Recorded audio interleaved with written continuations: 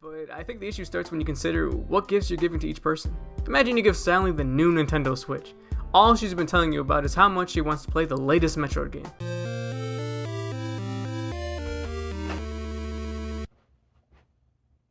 I called it. Out of all the hubbub on the internet you think not to be true, this one happened to be true.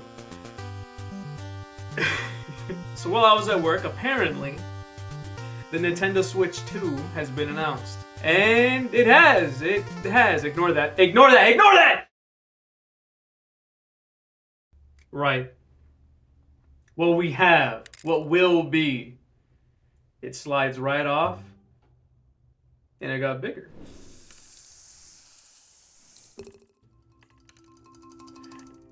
That might break. But I want to believe that they got it figured out this time. I'm just saying, I hope they have figured it out this time.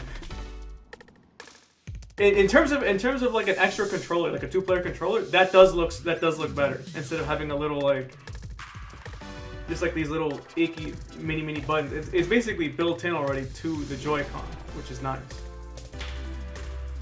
And they snap on this. Is it called Nintendo Snap?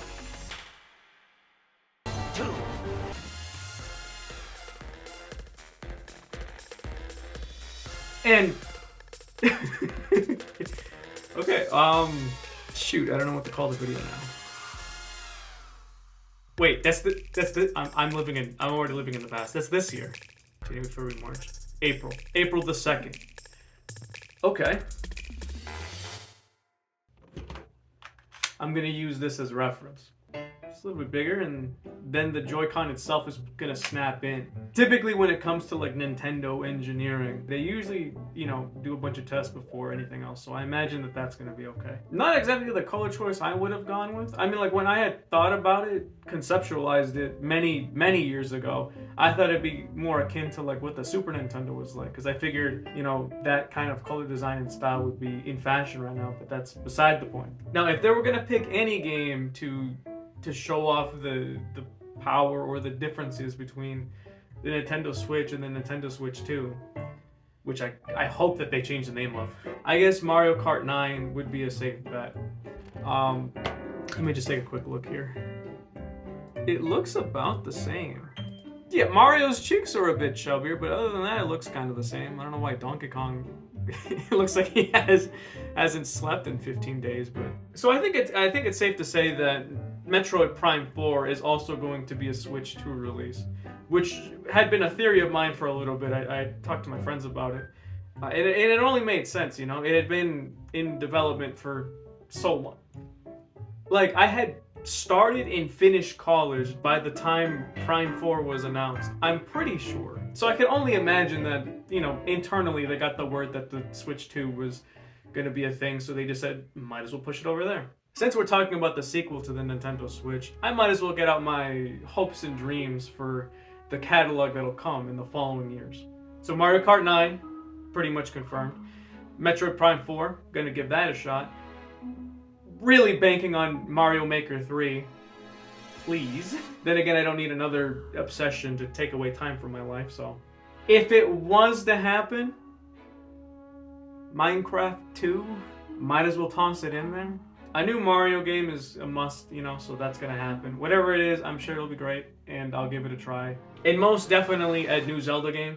I should probably finish the one I'm on right now before I ask for more. But if not a sequel, then maybe one big super adventure between Breath of the Wild and Tears of the Kingdom to really, for lack of a better word, mitigate some of the faults that have been showing through here and there between the two games.